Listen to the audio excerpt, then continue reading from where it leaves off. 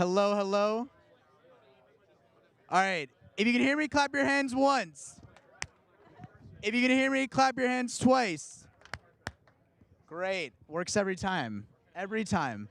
Thank you all for coming. We are going to start recording the podcast. So if I can have everyone grab a drink, make your way into the theater area that we've set up, and then we can get this thing started. Thank you all.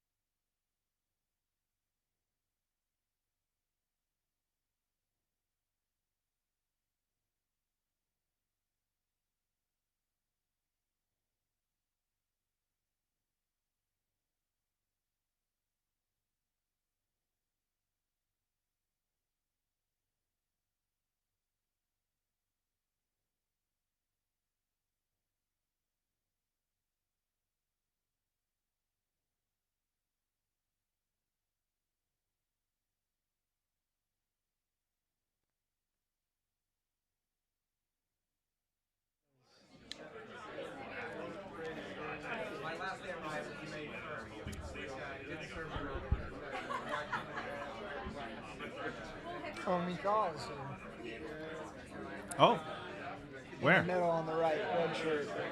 Oh, yeah. Where do you I'm gonna wait for this. Right? Right. Three guys. So I see him. You saying hi earlier. Just saying hi. Yeah, you reached out and said hi on Discord a few days ago. Yeah.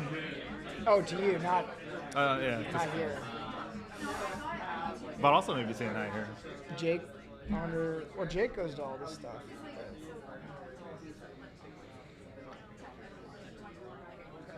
Oh, there's Sid.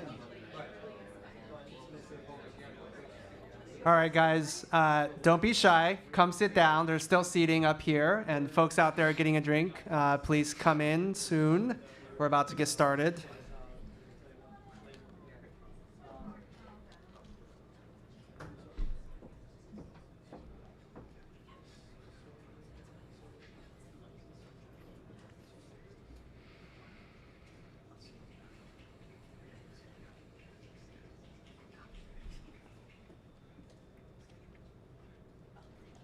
Shall we start? Yeah, let's do it. All right. Great. Welcome, everybody. Thanks for coming to the first live taping of the Gaming Founders Podcast. I'm Kevin, one of the co-hosts, partner here at Upfront Ventures. We're an early stage investor, been here since '96, and I lead the games investing practice because I play a lot of games. And really, this whole idea was actually my portfolio company, Eden Chen's idea. Why don't you share a little bit about yourself?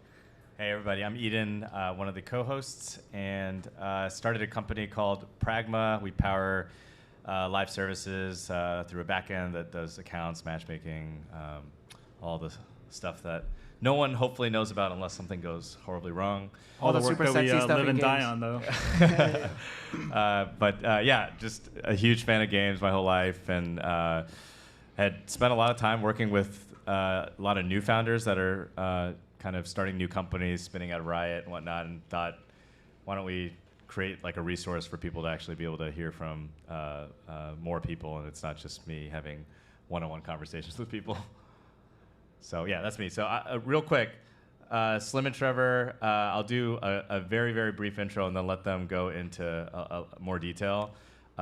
Slim and Trevor were kind of co-founding team of Valorant, and then is it about 3 years ago now? Yeah, about 3 years ago, started this awesome new studio called Raidbase, and I'm excited to talk a lot more about what they're working on. But yeah, I guess why don't we just get going on intros then, and maybe just talking about how you guys got into games and what your sort of origin story is. How do we get into games?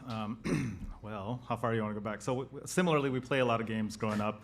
I'm an 80s kid, grew up in an era of Nintendo, but I actually was denied one.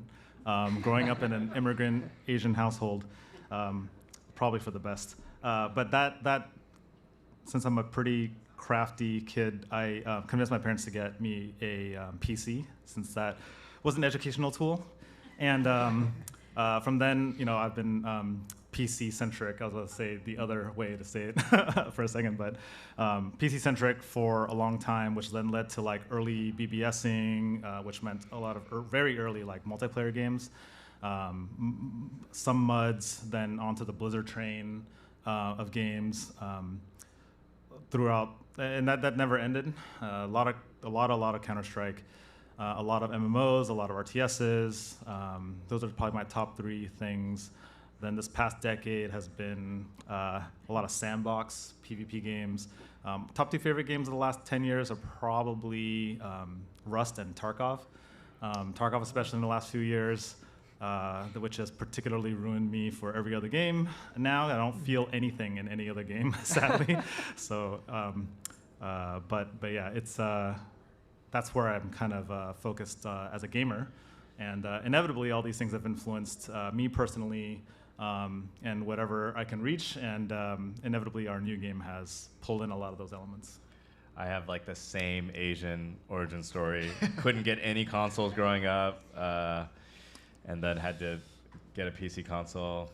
Got really used to Control Escape and Alt Tab when the parents are coming up the stairs. It would take like 3 minutes for like the thing to like minimize. It always freezes up, right? Yeah, it's like when you hear the first footstep, you're like, no. Like, Trevor, what's your Trevor, story? you have a totally different story, right? Like you had all the little game bit. We got consoles, everything. Yeah, Every yeah. Christmas, Yeah. a Nintendo game. Yeah, totally. New console every year. That's actually kind of true. It's not a stereotype for a reason. Yeah. I started on Nintendo. Me and my two brothers, we played Mario Party, Super Smash Bros. All these family feuds. Tons of fights started over who stole stars from each other in Mario Party. But when I was in elementary school, near the end of the school year, there was a kid. There was the son of one of the teachers, and they were playing StarCraft. I didn't know what it was. It looked super cool. So I asked him, "Oh, what game is that?" He's like, "Oh, StarCraft." We didn't. My dad had a computer and he played Diablo 1 on it, but I couldn't watch it. My parents were like, "Oh, you can't." Cool dad. Yeah. So I managed to convince them to buy StarCraft, and that was kind of my first introduction to like a competitive PC game, and that's really where I spent a lot of my time. So StarCraft, Warcraft, Counter-Strike, Team Fortress. I just loved competitive games that turned into Dota, WoW rating, eventually League of Legends, things like that. And that kind of got me into the game industry because I was, we'll just say, an aspiring pro for League of Legends. Way back in the day, we were competing as one of the top 3 teams, and we were trying to qualify for World Cyber Games, which back then was like, a pretty big tournament. Rest in peace at this point. Yeah. And there was like Newegg online, Alienware Arena, and at the time I was really active on the League of Legends forums. And I would kind of talk about balance and changes I would recommend, and got the attention of Tom Cadwell, who was heading up design there.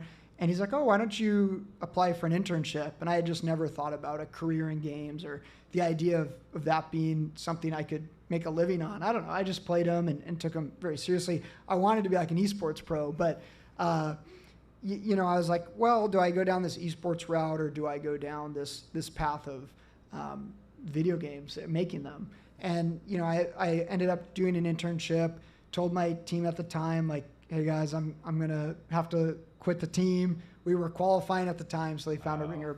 And they all ended up doing really well. Like Odd One from TSM, Special were on our team at the time. Wow. But yeah, so I started as an intern and did live balance. When I joined Riot, the first thing they said to me is I sat down at the computer and they're like, just do anything you want. Like literally that was what they told me. And I was like, well, I'll just start doing balance for the game, stuff that I've been wanting to do forever. So there's no onboarding, no yeah, nothing. I had to learn. You'd be lucky if you have a computer, actually. Yeah, I was one of the fortunate ones that had a computer, and I had to learn how to script, like Lua script, and I had never done any of that before. And just went from there and had to learn and navigate and figure out how to be valuable for the team. Many years later, met Slim and we started Valorant, and then now we're at Raid Base, and I'm act as the game director for Raid Base. Awesome. Just quick follow up on that was, I'm curious how Tomcat, was he just on the forums looking for? Yeah. So he did all these awesome things back then. Yeah. One thing that was really cool about Riot, especially back then, was they were so active on the forums. So you would go on a forum and you'd see Cadwell and you'd see Feet Ginsu on the forums and all these people, and it made you feel like they're committed to making this game awesome. Like they're down in the trenches, they're listening to players, they're gonna make the game great. And I was playing Han at the time too, and I was like, okay, which MOBA is gonna end up being more popular? And just because of the engagement from the team at Riot, that gave me the confidence to play League instead. And because Tom was active on the forums, he saw my posts, and we actually started playing games together, and just built a relationship that way. What did the promotion, you were started as an intern? What did that look like as you started to move up the ranks? Yeah, so I when I started, I was totally messing around in school. I was spending all my time trying to compete, be a pro in League. It was a ridiculous thing. And 3 months into my internship, they're like, oh, why don't you apply for a full-time role? And I was like, oh, well, should I finish school? And I talked to Brandon Beck at the time, because they interviewed everybody that joined the company. And he's like, well, if you're going to stay in games and be a game developer, you're probably going to learn way more here than anything in school. But if you're not going to stay in games, you should go finish school. And I loved it so much, the 3 months I was there at the time. So I applied, and fortunately they started me as an associate game designer, and then went from there on League. Wow. Another thing my Asian parents would have definitely freaked out at if I dropped out of school in the last. Yeah. So Slim, I think your story is a little bit different. You were already at your dream job at Blizzard. I think you were working on some predecessor version of Overwatch. How did Project Titan? What did Brandon? What did the co-founders do to convince you to jump ship? It was a lot. When looking back, there's been so many minor miracles that it's hard to even recognize what they were at the time. It was kind of I would say the guiding force was finding my tribe, basically. So landing at Blizzard, I tried very hard to get into Blizzard. Just growing up with Blizzard games, so many people, I applied, I think, 5 times across 6 years. Wow. For very different roles, and every time was you're our favorite external candidate. When was external candidate? I'll try again next year. It was all that. And the first time I got declined, I was like, well, Blizzard isn't happening, so should I even be in the game industry, and should I just go back to Silicon Valley? And it was literally applying back to Silicon Valley. After the first time I got rejected from Blizzard, I was just full tilt, and I don't think I get tilted very easily. I was just well, if you can't work at Blizzard, then what's the point of all this? So thankfully, I stuck with it, and then it was very close that I almost went back to Silicon Valley, but I'm really glad I didn't. But when I started at Blizzard finally, at that point, I had played Counter-Strike, 7,000. It was the main thing I did during college, basically. And then I also raided in WoW for 7 years, and so getting the chance to work on a shooter MMO, how often do you get that chance? And then at Blizzard, I was just oh, I'm freaking done. I'm gonna work on this shit for the next 30 years, I'll sacrifice whatever to do this. And so I went in with that mentality. So I was completely committed, completely focused on that. And this was also peak Blizzard too, so it was post, WoW, climb, and WoW was still climbing at that time. And so I wasn't thinking anything, but I was at this is a sequence. So League came out end of 2009. I started at Blizzard January, a couple months after that. And then a couple months after that was GDC 2010. And I had a friend, we had an invite to the Riot party there. And it was really, it was really ghetto. It was like in a dingy warehouse, drink tickets. It was just, so I remember standing on this balcony, looking at the general party. I'm kind of like an introvert, so I was just observing on the side. And one thing instantly stood out, which was League was being played on a couple tables on the floor, and someone was shoutcasting it. And I'm pretty sure that was the first time in like 5 or 6 years I went to a GDC party that had a game at the party, which seems quite odd for that to be true, but I'm pretty sure that was true at that time. So, I already had like a great impression just because of that. Like I didn't need any like fancy like party or fancy drinks or anything like that. So I was just already kind of like in an instant like, oh, what is this? Instantly good mood. And so talked with a bunch of people within Riot and finally met Brandon along in that. And we basically became gaming buddies after that. Just not thinking, oh, it's like meeting a gaming founder who actually plays games. Like, sadly, that's more rare than it should be. And just because of that, we wanted to just play games. And I was like, oh, it's interesting that I finally met a game leader that plays games. Like, it's sad that that's rare, but that was what kind of motivated me to keep in touch with him without having anything in mind for like working at Riot or anything like that. So just like, who is this human being who is like this? And when he talked, I don't know how many of you guys know Brandon, if you're lucky to know him, like there's like a vortex of like, he can make you feel like anything is possible with regard to making a difference in players' lives specifically. So it's not like, oh, anything is possible. It's not that generic like thing. It was specifically like, if you're a gamer, we can do something about helping other gamers. So let's go and do it and not waste this opportunity. And that specific thing really resonated with half this room here and like who were from Riot. And it was a very precious thing. And after a couple of years, I got a kick in the butt from my wife, and we decided to apply to Riot. And then we were off to the races. And I happened to sit close to Trevor early on in that. And yeah, that's one thing led to another. Start playing games. Really similar story to how I spent time with Brandon. Like we started doing that with everyone else we met, and got to know a lot of great people. I was always wondering, while you guys were playing games, did he ever ask like, you should come and work at Riot? No. You just played. Wow. Okay. I mean, the reality is like he's basically trying to build a relationship. Right. Because Riot's off the radar. So even though League was doing well at the time, I remember until the Forbes article started showing up, like literally 4 or 5 years later after Riot, like when we were recruiting between 2011 and 2014, the number one response I would get back from other professional devs at other storied developers was like, oh, is that League of Legends the game that the kids play at lunch? And like they were just so out of it. And we're like, yeah. And even if they were aware of League, they weren't aware that Riot Games makes League. Mm-hmm. And so nobody wanted to work at Riot at that time, other than people within like Brandon and Mark's like vortex. And so so we tried to, I guess, mimic or replicate that and just try to espouse the values kind of throughout the industry. And once it was kind of self-filtering. I think the people where that message resonates like started to like poke into Riot.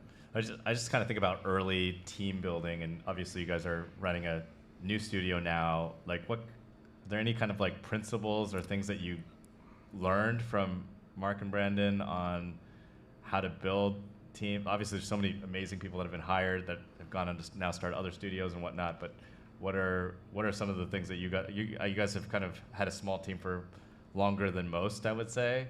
So how did you guys? Do you guys have principles that you decided on before you hired your first 10 people? Yeah, we're not so far away from Riot. I think many ex-Riot studios, and there are many, unsurprisingly want to make games that are social, want to do right by players. We're not too distant from that. I think without necessarily trying to be different, we picked a couple things we wanted to stand for, and we try to make it known through conversations like this. We've chosen our words on our website very, very carefully and surgically. We, I think, are pretty particular. Maybe some see us as extreme in our service to a particular, like, people use different words. I will say like a connoisseur audience, like people who are like discerning, smart, judgmental, hard to win over, but also very engaged in the games that they play. Some people, that's not the audience for them because they're seen as like narrow or hard to win over. They are those things, but we are also those people, and so we try to find that tribe with them, and we try to put it out there on our website and try to attract people who want to sign up for that or are that as well. And it's just kind of, again, self-filtering. Best way I could put it is like stand for something and then be more specific about it. Like the vast majority of websites out there is like, we're from the makers of blah, blah, blah, blah, blah, and everyone's website looks the same. And we're going to do Riot players, and we train people to say like Blizzard trained people to say we're gameplay first. Riot trained players, players first. And people repeat that ad nauseum, and it's lost its meaning, I think. So, but I think with us, we are pretty specific and dedicated to that. So then maybe jumping on, Riot has had a lot of R&D games famously canceled, including even after many years of work. How were you guys able to get Valorant through the gauntlet? Like, what was that ideation like, getting it through, many years of building it? I mean, obviously, many years of just persevering through a lot of difficult times. I mean, there's a lot of stories of moments where the game could have ended, off of a single decision. There was a lot. We're not being dramatic there. Really, like people were about to quit that day, in that moment, exit the room like 10 times. I'm not exaggerating at all. More than 10 times. Yeah, and I think at the time it was kind of a ambiguous scenario for what it means to like get a game through the process at Riot, and like when do you know a game's ready? There was no like gates or anything to define what you need to do. We had to find that and kind of show the company that what we were doing was special, or there was some promise in that, and all of that was on us to figure that out and define what that looks like. And the fundamental thing that I think always rings true for us is focusing on the product and finding something fun and building something that we think the audience were interested in would find special and really appreciate. And we spent many years just getting even to that point. And then we had to figure out, how do we buy in the rest of the company? How do we show that we think we have something that players might be interested in? But that was not defined for us. We had to figure that out. We had to figure out what playtest formats make sense. What kind of audience can we bring in that represents the players that we think would be excited about this kind of game? And then we also had to establish some fundamentals around who the game's for, what the game is ultimately about, and what are the the pillars of it, because all this feedback is coming in, all these concerns, all these considerations, and to be able to use a razor to understand what makes sense and what doesn't, even when it might feel wrong, or you're up against all odds of everybody else criticizing it. That was imperative for us to continue to pierce through and ultimately make something. But it was very difficult, of course, all along the way, the entire time, and we learned so much during those phases. Everything from the product to team building to managing the external stakeholders, and I think we're still pretty amazed. Ultimately, it came through and became something. Yeah. So for that first maybe major decision to even get to a tactical shooter, like how long did that take? What led to that? Yeah, go again. Okay. So when we started, we didn't exactly know. At first, we actually didn't even know we were going to make a competitive shooter. We thought, we have competitive backgrounds. We feel like we understand that audience better than maybe any other space for ourselves. By the time we started, League was establishing as a competitive esport. Yeah. And it was kind of like standing by itself. Not that it was the first, but that at that time, Counter-Strike was in just grassroots small events, and StarCraft was like not really a thing anymore except in Korea. Like, so it was kind of like just alone for a while. Yeah. Yeah, and so we thought there was an opportunity, especially at Riot, to build another competitive game. And through talking about it and where the opportunities are, we thought a shooter could be a nice complement to the portfolio of Riot, especially on the competitive side. And at the time when we started, competitive shooters were non-existent on PC. Like, a lot of people had written off shooters on PC entirely and thought, oh, they're only going to be on console. Call of Duty. It's too Crazy hard to say that sentence out loud. Yeah, that console was dominant at that time. Right. It was like, and, no one could figure out anti-cheat, things like that, and console did it a little bit better at the Yeah. time. So we went through that process. So. Well, I'm curious if you guys have sort of a product development process in terms of how you, both obviously at Riot, but also at Raidbase, how did you guys come up with who your persona was? What kind of, how did you just, like, how big is the market? Do you guys have those questions? Like, what kind of process would other people use? It's like someone starting a new studio today. How do you figure out what do I build? So connecting with your last question about like the process of getting kind of momentum and approval and gates and stuff. What we went through was ambiguous because it was not defined at Riot. The broader context at Riot was that 99% of the company is oriented around League. There is no machine set up for other games. So there weren't, and Riot's not trying to be a publisher, there weren't like defined gates or anything like that. But what we had to show was very similar to what all of us are beholden to show to investors or any type, or really ultimately to our own teams and also to our own players, is that what we decide and what we design and what we build is actually relevant and resonant with the audience. So if you follow that train back to the root, we try very hard to define who our player is, which I think is not anything mind-blowing. Like, you want to picture who your audience is, who you're building for. We are just very relatively extreme about it, and we try to be, again, specific about who our audience is. We think it's a mistake, not that there's a right way of making games or making a product, but we think it's pretty rough to start building, because it's exciting to build. You see like all this progress and you're like, oh, we have a thing. And certainly some huge products start by that kind of exploration, for sure. But there's hundreds of decisions to make around a product. And I think if you don't have someone you're picturing to help you make those decisions that are very subjective, with nobody to tell you if you're right or wrong in any one decision, at the end of the day, they're going to take this thing, they're going to engage with it or not, and then when you ask why, most people don't practice the articulation of why they don't like a thing. So they'll just say it sucks, or they say it's awesome, and then they walk away. Like, any of those things happen. So it's our jobs to preemptively make some of those decisions. We think picturing a specific person, and more importantly, it's not a specific person, a type of profile of a person, and articulating their wants and needs. So for us, a thesis being who is it for, why do they care, is critical for navigating that. And we think too many people starting off their adventure skip this part, or assume something and just stick with it relatively arbitrarily without continuing to revisit it. We're just basically obsessive about revisiting it and make sure it's still valid. And even till today, we're 2.5, 3 years in, and we're still like paranoid, like it's still a thing, it's still a thing all the time. So we're relatively extreme about that. But it's really to help us navigate that myriad of decisions, 10 a day, 100 a month, like 1,000 a year kind of thing, and it's just craziness.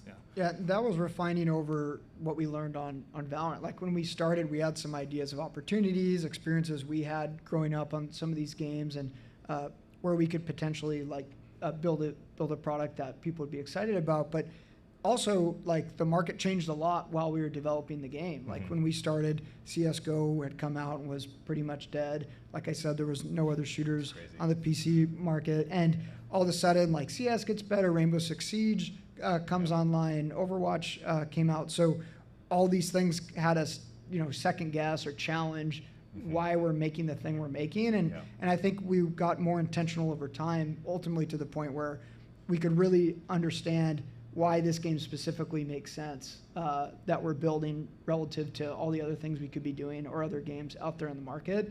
And so for raid-based, the first thing we did was like, why should we make this game? That was the first question we wanted to be able to answer. And then who's it for? And like Slim said, the motivations is the way we see it. So we don't really look at it like based on genre or like age, platform, group, or, all the traditional demographics. Those are useful, but not what we go by. Yeah, and one example as a learning for us is a lot of people are surprised that there is overlap between League of Legends players and Valorant players because it's a completely different genre, different camera angle, everything. And for us, it wasn't surprising because if you look at the core motivation of competition, it satisfies that motivation in very different ways. So it's actually pretty interesting to play something that satisfies that motivation in a completely different perspective, different skill set, different set of knowledge and mechanics. So we really think that way. And we think players will come to whatever genre, whatever camera angle, if it satisfies their motivations. And that is the razor for how we make all our decisions. So even when we finally get to features as the last part, it's like, does this feature make sense for one of these motivations? And how does it help deliver on the thesis that we've defined? And I guess who's it for? Is there any consideration? I guess what are the exercises that you're doing there outside of like, I'm this type of player? How are you broadening that out to make sure that it applies to enough people? Like, what's that process even look like? Are you just talking to a lot of people, or like, what's that process look like? The player motivations are relatively classic and stable from what we've seen. Okay. And there's like 8 or 9 different kinds of profiles.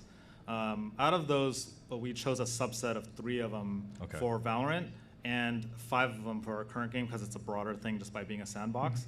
And Trevor can walk you through some of these examples. But we found that they're relatively classic. Like looking at, starting with anecdotal, like friends, like we're picturing so-and-so, picturing so-and-so. One thing that was interesting in this exercise of developing the definition of these profiles is we're actually combinations of different motivations. Why you do, there's multiple reasons why you do certain things or engage with certain things. And when we were going through specific people, we're like, dude, we could do this forever. We could define 300 people and like, we'll never hit the end of this.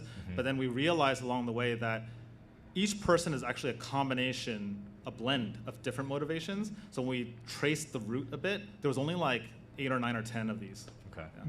Yeah. And yeah, to Slim's point, it's like a spectrum. Yeah. And you'll see that when you play games. Like one night you might feel really competitive, and then the next night you're playing with someone that's better than you, and you just want to be social and play with them. Yeah. And that might change you from like playing, ADC on bot lane in League to playing support or something like that. And I think that's the recognition that everyone isn't just set on one motivation and that's all they ever do in any game.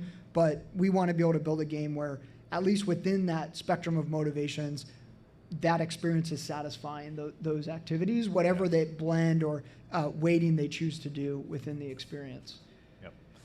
Yep. Moving on to another topic, you guys, I think in both cases at raid-based and I think even at Valorant, your teams were pretty constrained from a number standpoint. Maybe that's not true for Valorant, but I know for raid-based that it was. Do you have any advice on how you think about team size? Are you looking for an inflection point before you expanding? This is one of many topics that I don't have a specific right answer, but we can tell you why we do what we do. We try to keep our team thin in the beginning when we are exploring design decisions. A simple concept that most people can relate to is like the too many cooks in the kitchen kind of thing. When you need to make a decision, more people don't help in general, unless you're missing like expertise or subject matter expertise in general. But even then, like you want to glean from it a bit. Like just imagine trying to make a decision with 2 people in a room, let alone 5, let alone 10, let alone 60 people waiting in the wings for you to like come out of this room to like, hey, tell us what to make. And you're like, dude, like I don't know yet, so we've just tanked that so much that we've learned at much pain. And I've done this like 3 or 4 times in a row. This will be the smallest team I make. And then and it's just too big already, too fast. And so with full control at raid base, as much as we can, maximize control at raid base, I would say we grew in proportion to our design confidence. And for our space, the sandbox space is probably one of the most complex spaces because of pretty much any feature can be in a sandbox game. So normally you're choosing between like if they had our competitor game X has feature set Y has like matchmaking, so we should have matchmaking, and it's already hard enough to navigate like 3 to 5 to 10 moving parts. Our game has like 80 moving parts. It's literally over 80, and so instantly we're just like, I remember the first week when we were talking about this, we're like, dude, like neither of us can fit the game in our head. And if we can't, good luck to the rest of our future team of like, so how do I know? Should I pick between red, green, or blue, sweet, salty, or sour? It's like and no one will, it's just really cascading lack of confidence, actually. So before, we had to exercise discipline to only grow if absolutely necessary when we were sure that the foundation was starting to get more and more solid to support so many things.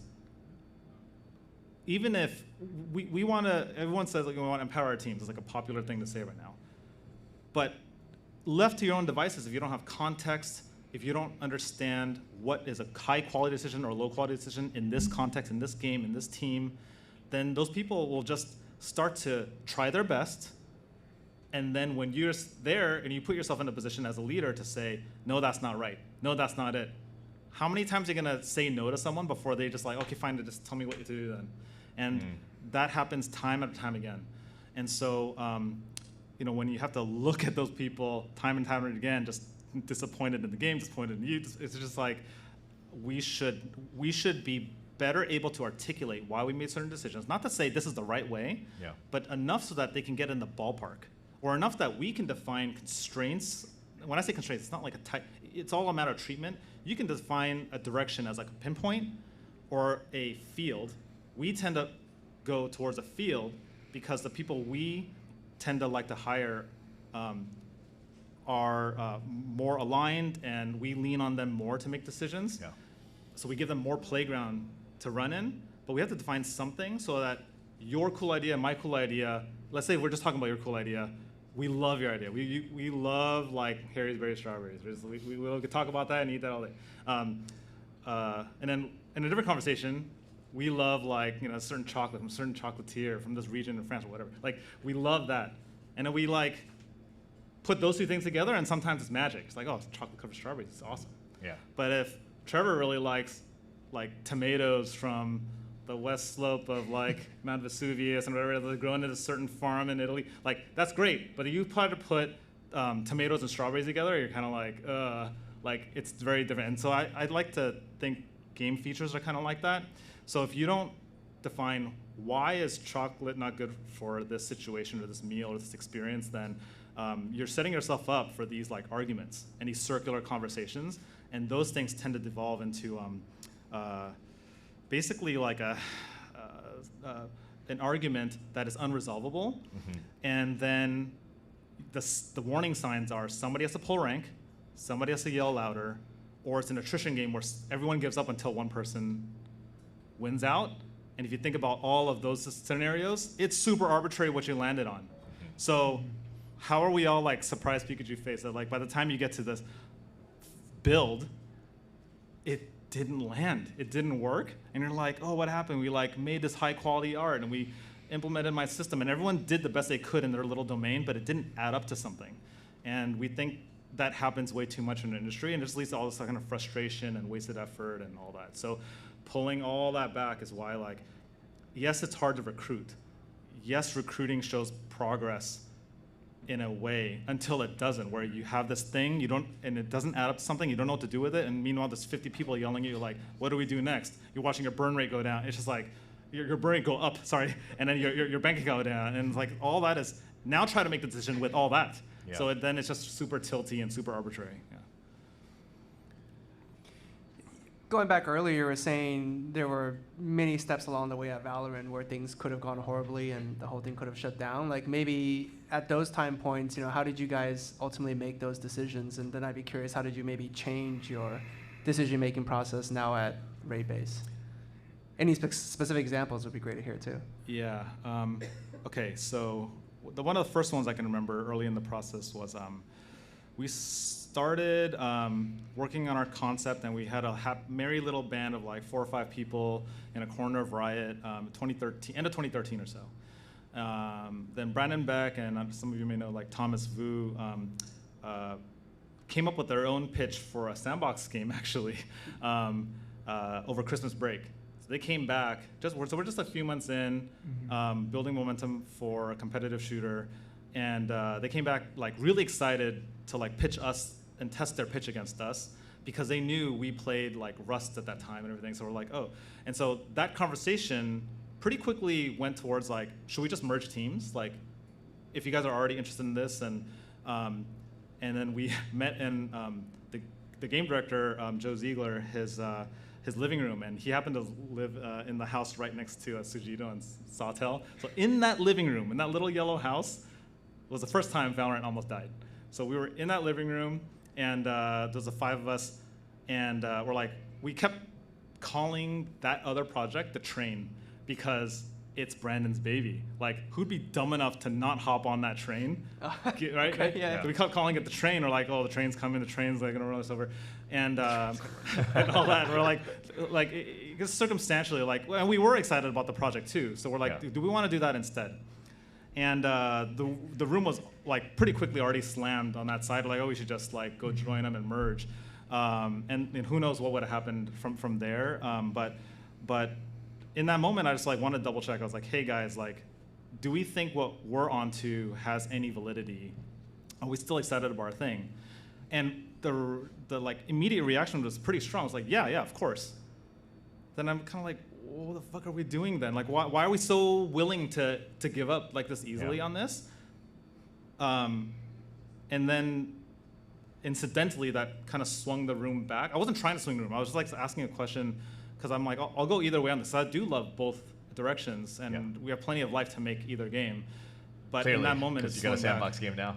yeah, right. Like we do. We want to make that game as well.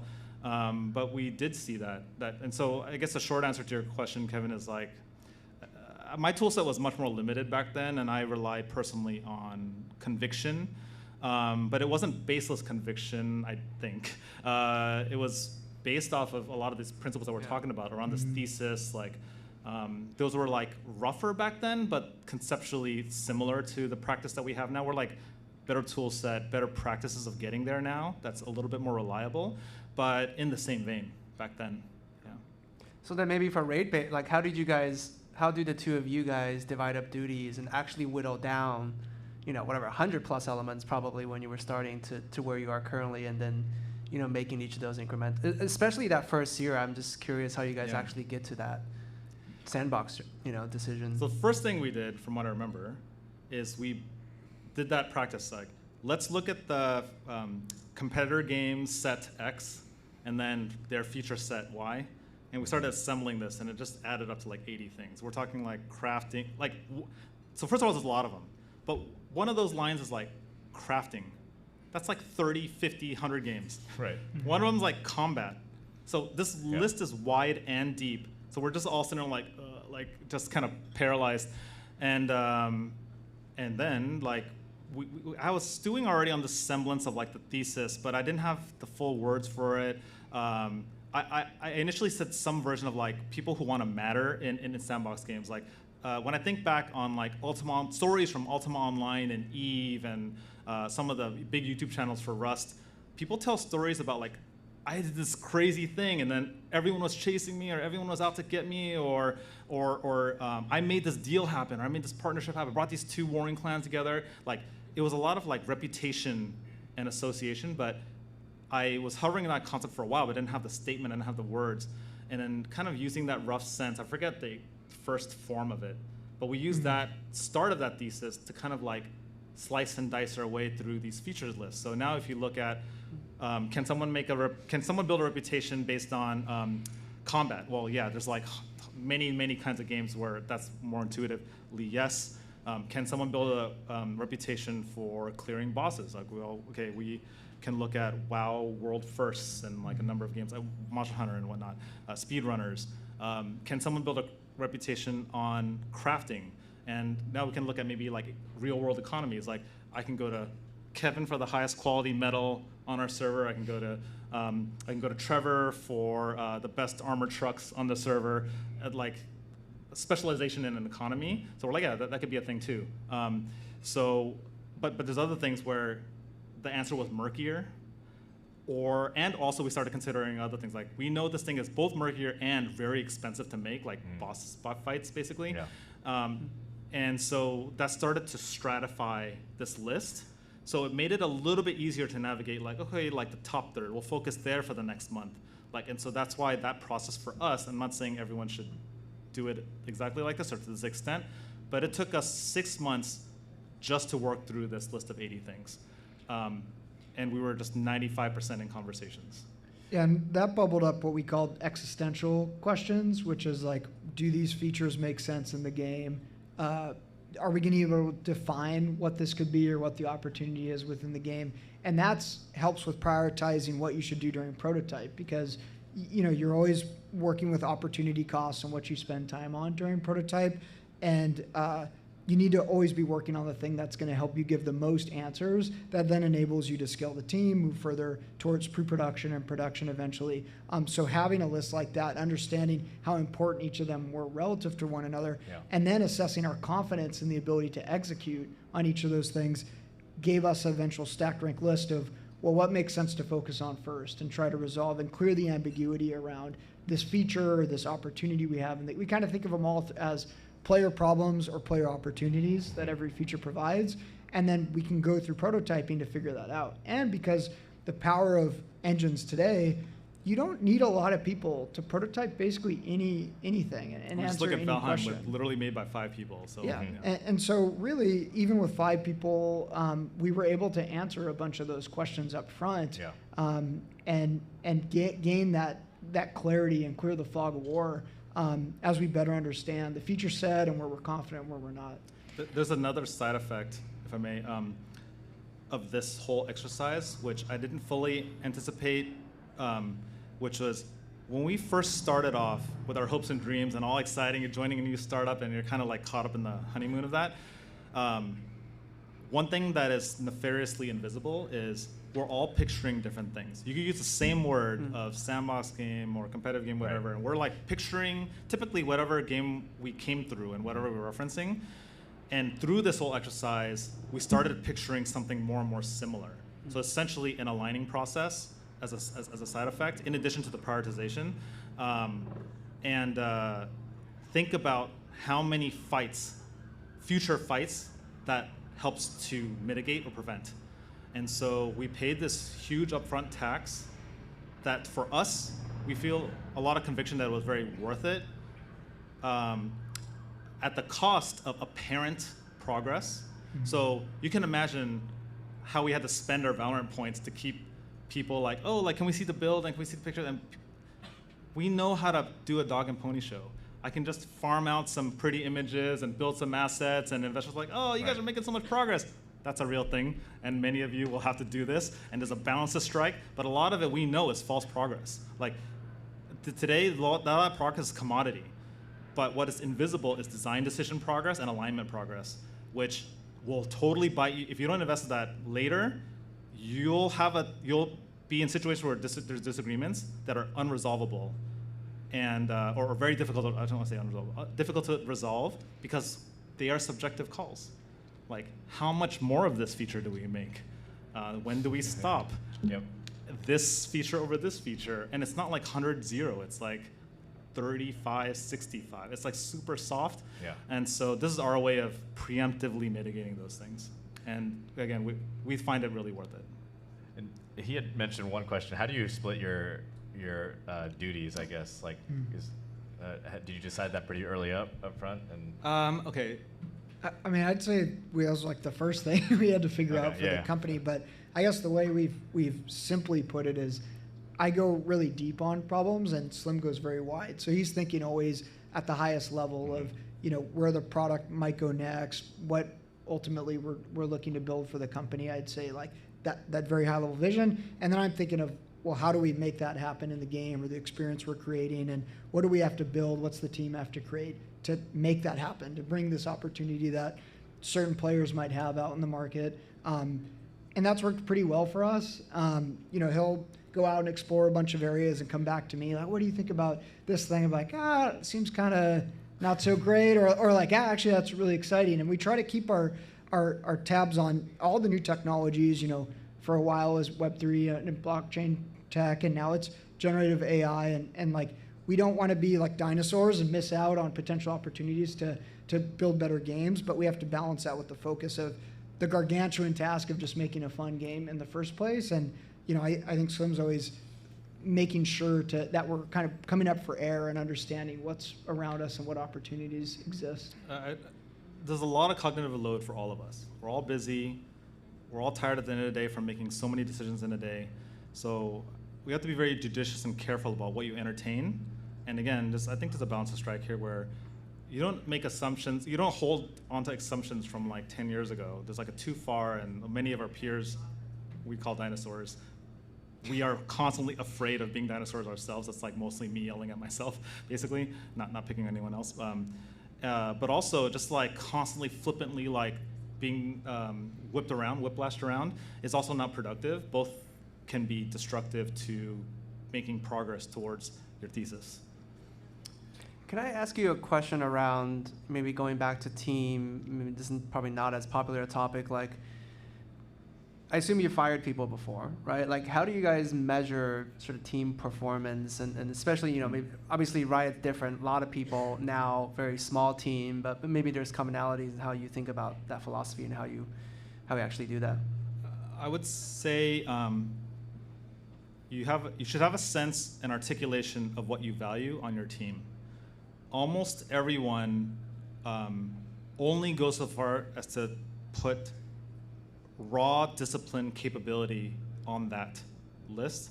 So typically someone will get fired for not being a good enough engineer, or an art style that's not applicable, or something like that, because it's a little bit more objective and tangible.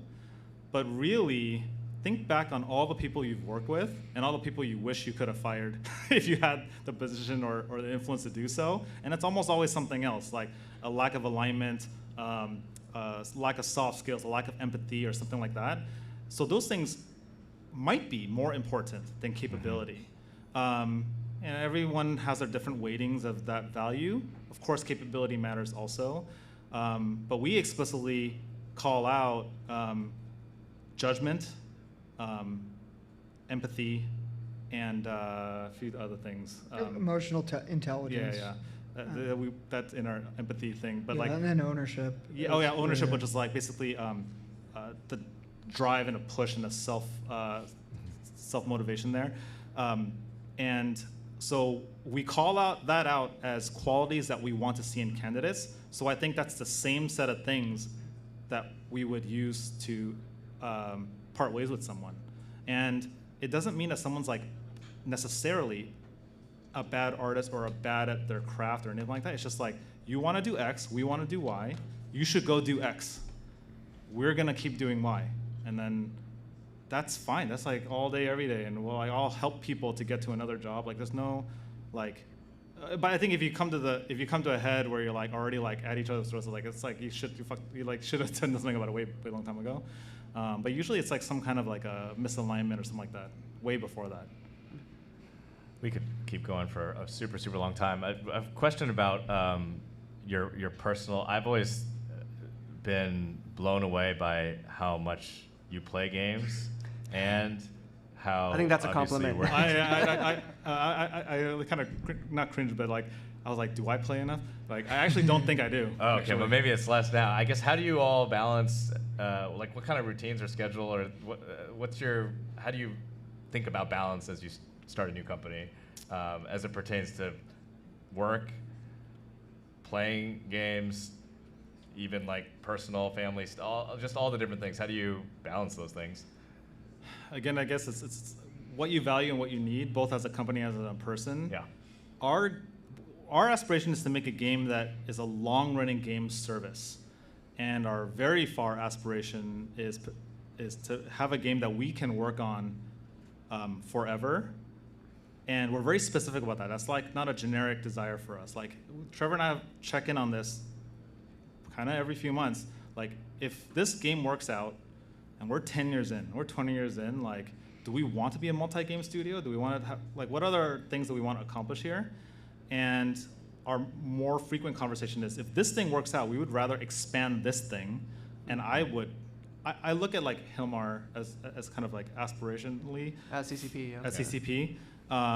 He is so sharp and knows his product inside and out, like 20 years in. And I'm like, dude, I'd love to be like that. I'm like, so that's what kind of like my kind of like North Star-ish. So according to that then, we're describing a very long interaction and arc. So it's more than a marathon. It's actually a limitless like marathon. So we need pacing as an example of that. So we have to be very selective on when we push as individuals and as a team. And so that is one major consideration. It's just by default, like raid base is, I would say, dense per hour, but we don't pull a lot of hours. Like we do like 8, 9 hours because it's not useful to us to do these like artificial pushes, and then like by the time people get there, like their judgment is all degraded and they're all tilted. Like it doesn't help with what we're trying to do. If we were making a game where we're like pushing for like this, gold disc by September for the holiday season for like a box game, maybe it's not a coincidence that so many teams are oriented around push hell or high water for that mark, and then half the team leaves after, and then it's fine. Like perfect then, because now we have a smaller team to prototype the next thing. It's like this cycle. It's been like for 20 years, but that's not what we're trying to do. So I like to think we're purposeful, and like we're not just generically trying to to have like a generic work-life balance. Of course, that's also important, but for us, it's very purposeful. I don't know if I'm the right guy to ask about a daily balance, because I try to play about 4 to 8 hours a night, and I'm self-conscious that it's not enough. And when I say play too, I'm paraphrasing a bit. Yeah, sure. Playing for me is literally playing, but it's also interviewing players. I'm hanging on Discord every day. I'm taking notes. I'm parsing YouTube videos. All of that, I'm bucking it into that. I study it, basically. I'm studying, basically. And that studying is like a long time habit as like trying, I was a terrible student, but I'm pretty good at studying games. And so like because I love it. And so all of that is in an effort to constantly hone my judgment, which by default is a constantly degrading thing. So I'm really hard on my peers that allow themselves to lapse on judgment when they're in a position to take everyone else along the ride with them along a bad train of judgment. And I really want anyone in a leadership position, which is any founder here, if you take nothing else away from this, please take that responsibility very seriously. And if you are not in a position to make that judgment call, please hand it to someone else who is or can. I'll get on my soapbox now. Yeah, I guess this might be, we ask this question for all of our podcasts, which is kind of if you could go back and give yourself one piece of advice. It could be a Riot, it could be raid based a few years ago. Maybe you just answered that question, so maybe throwing it over to Trevor, what's kind of one piece of advice that you would give founders if you could kind of go back? Yeah, I mean, we kind of covered it as we talked about it, but I think it's always being very thoughtful, upfront, and intentional about what you're trying to do. Take a step back and look at the high level of why you're doing the thing you're doing, and making sure you end up going down this spiral or ending up in this circular pattern where you're not actually learning every day. Like, I think you want to incrementally learn. It's okay to fail as long as you're learning and taking the steps forward. So being able to remind yourself and step up and take a breath of fresh air and understand where you're at, why you're there, who you're building the game for, I think is really critical, because it's very easy to blink and all of a sudden 3 months later and you haven't made any progress, and that's because you got obsessed over like some small detail that actually doesn't matter in the long run. I've seen that many times as a reason, and we experienced it multiple times on Valorant as well, where you're just not being very effective with your time, and it's easy to get lost or get in debates or arguments over some small detail, but ultimately it's some high-level misalignment and misunderstanding that. So I think that's always a critical thing you need to be keeping track of at all times. Awesome. Awesome. Well, since we're doing a live show, now is the Q&A portion for the audience. We got a roaming mic around, so don't be shy, guys. Thank you guys for my pandemic playing Valorant. Oh, awesome. I never played a tactical shooter before, but became friends with these guys in Canada who I still don't even know their real names. And I spent the first day playing Valorant. I was like, oh my God, this looks so cool. All the streamers were talking about it. I couldn't kill anyone. And then I killed somebody because I camped, and the sound went off. And I'm curious, like, when did the sound of killing combatants and agents develop, and how are you thinking about sound? Because I think that's the thing that hooked me. Yeah, I mean, we always took the idea of recognizing and responding to when you pull something awesome off. So like the most satisfying moment we try to create is when you headshot someone. It's like everything went right. Your cursor was in the right position. You were not moving. The player walked right to where you were at, and you got the headshot and you won the fight. So we wanted to make sure that is communicated back to you immediately, and that you had that impact. And what we also did is, as you got multiple kills during the round, the sound would escalate. And the importance there is, even if you're not paying attention to like the scoreboard, you can kind of subconsciously track how many kills you've gotten, and then you can subtract that from the remainder of players in the round and then use that as information. So we try to provide some gameplay information while also providing the impact and satisfaction of getting that kill, because I think that's probably what a lot of people play for, is that desire to like hit all the headshots and reliably be able to do that. So even thinking through animation and the way that the body responds immediately to the hit and the location of it, like so much of shooters is that visceral response in actions, and I think that's a big part of being in first person and the immersion of it. We took that whole sequence very seriously and made it all sync up on the same frames and timed it all, and you get those visual badges that pop up. All towards that effort. Another thing I'll mention is, as you know, in any competitive game, Valorant being one of them, just like it's a very high stress environment. And in a high stress environment, people go blind to different things. And we have many tools as developers to tell them things. And if you, from UI to VFX to the animation to the audio, and it's almost like there's like a parallel track to process audio, where like you might say, oh, like we put it up on the UI and we highlighted them in red, and like someone's like, you did, and they didn't even notice. And audio is a thing you can lean on to ding like the right thing to do. I mean, like this goes all the way back to, like we were talking about last night with like Nintendo. I think started off as a slot machine maker slot or something like that. Yeah. And so maybe it's not an accident that like you're collecting like coins in Mario and like gems in Zelda. It's like it's a ding ding. It's like we're just at it's a parallel track basically. It's not that it's more effective or less effective. It's like another tool in your feedback to the player. So thanks, guys, for really thoughtful comments. I wish I was an investor in your company. I was just really curious to go back to the taxonomy of player motivations that you talked about, like the 8 or 9 motivations. I was wondering if you could just briefly go into like what those were and how you arrived at them. Yeah, sure.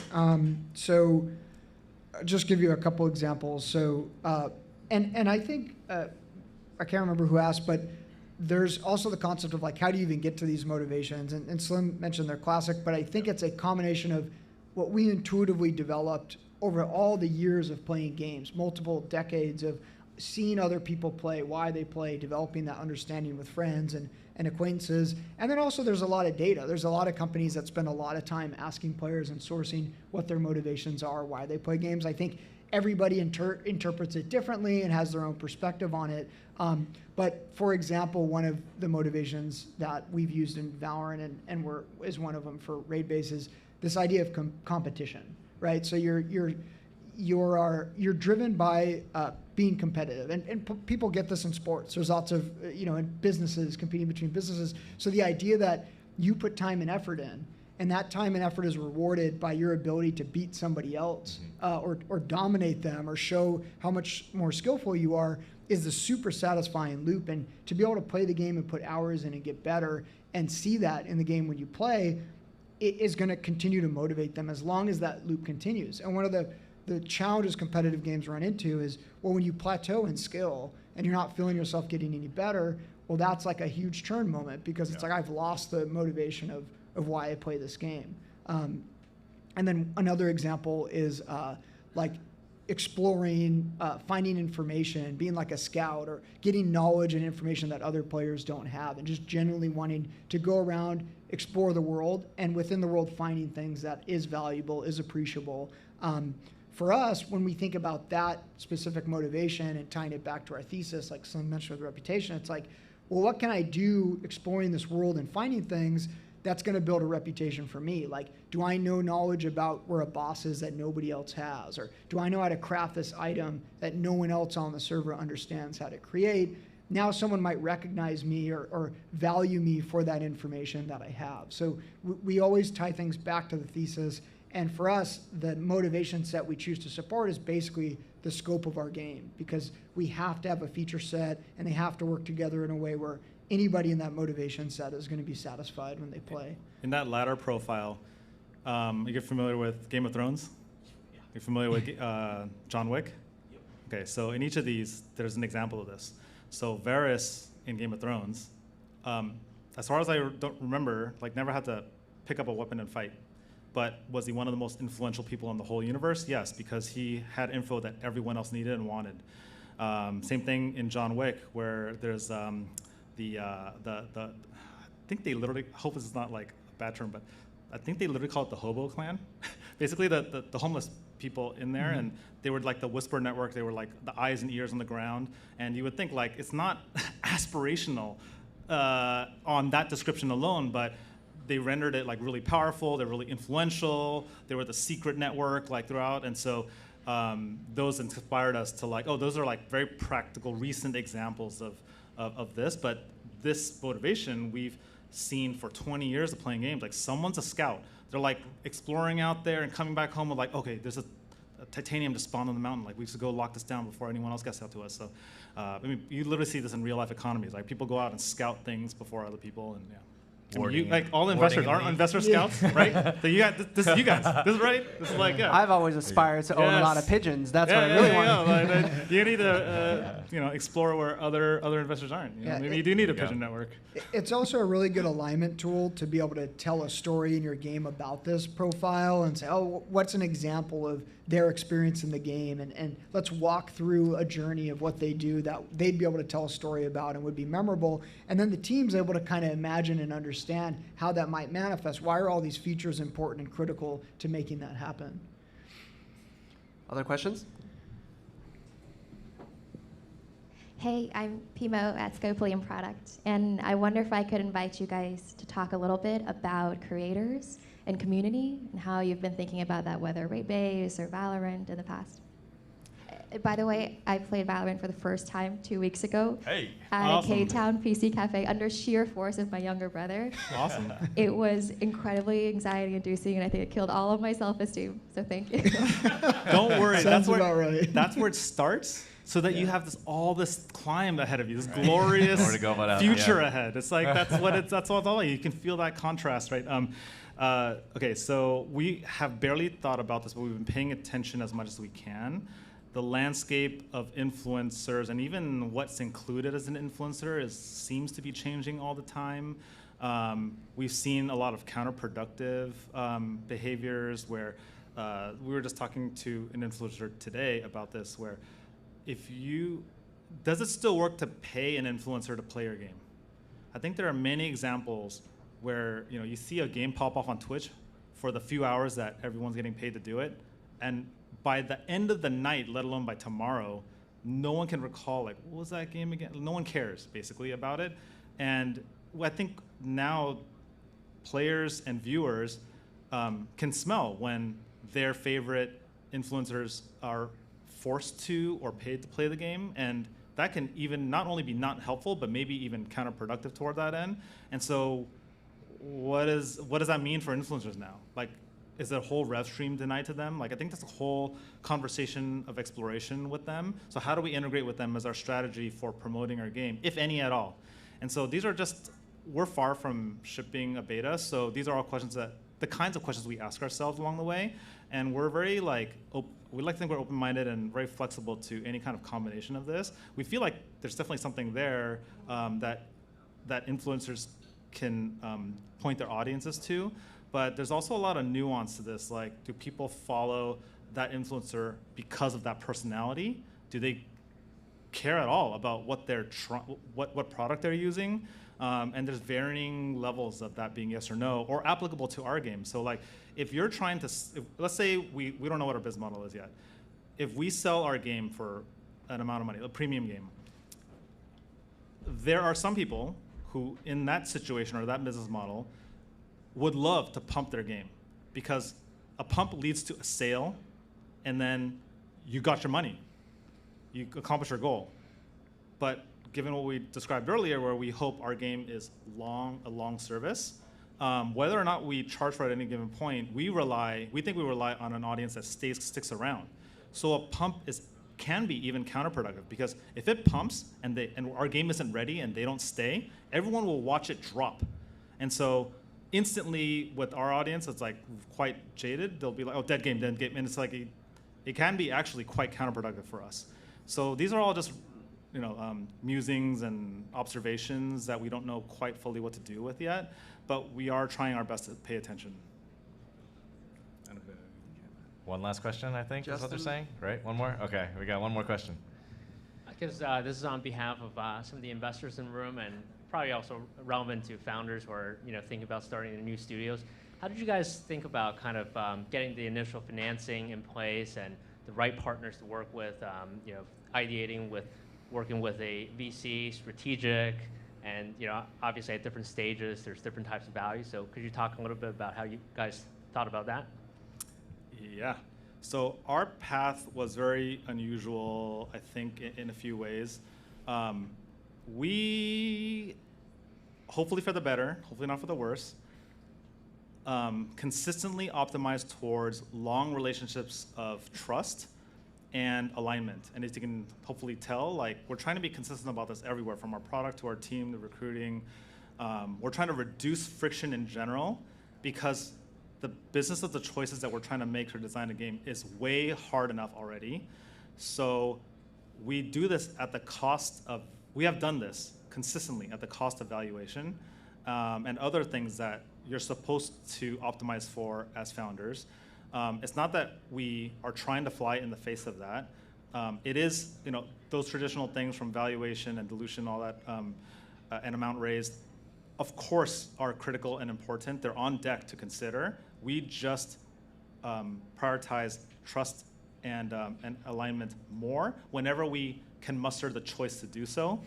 And thankfully, we've had that choice so far, and we can demonstrate that we paid for it.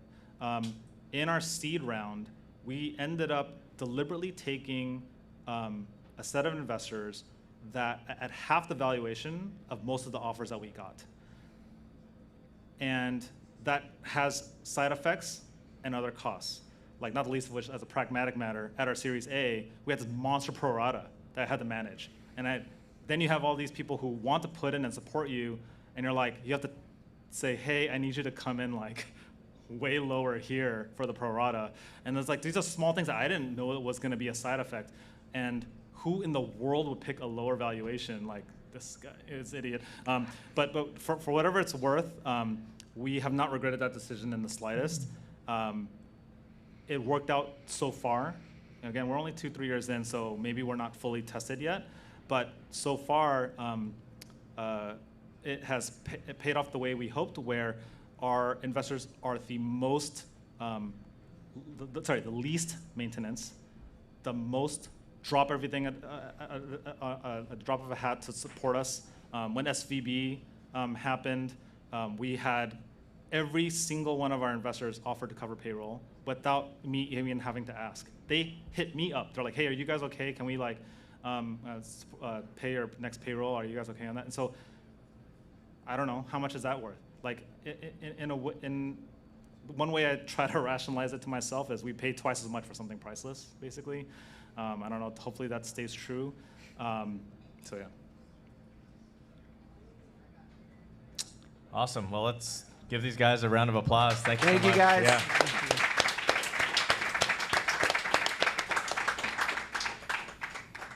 Great. Thank you all for coming. Obviously, drinks, bar, and everything's open. And excited Food to over here? Food is over there. Thanks yes, everyone there's for food. great questions. Yeah. Yeah. Thank you, everybody.